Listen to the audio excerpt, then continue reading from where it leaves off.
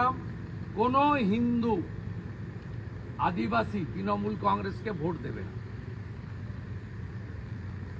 যারা দুর্গাপূজার বিসর্জনের দিন শ্যামপুর দেখেছেন, যারা কালী পুজোর দিন কলকাতার রাজাবাজার দেখেছেন,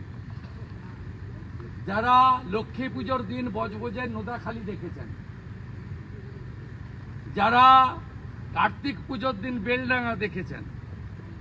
যারা হরিণঘাটার নগর উখড়া আর যোগমায়া দেবী কলেজে সরস্বতী পুজো বন্ধ হতে দেখেছেন,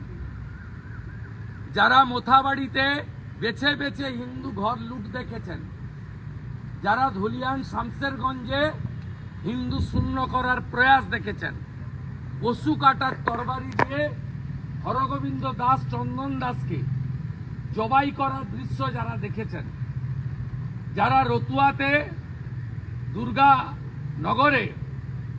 6টা হিন্দু দোকান লুট হতে দেখেছেন, তারা কেউ 26-এর ভোটে মমতা ব্যানার্জিকে ভোট দিতে পারে না। কারণ মমতা ব্যানার্জি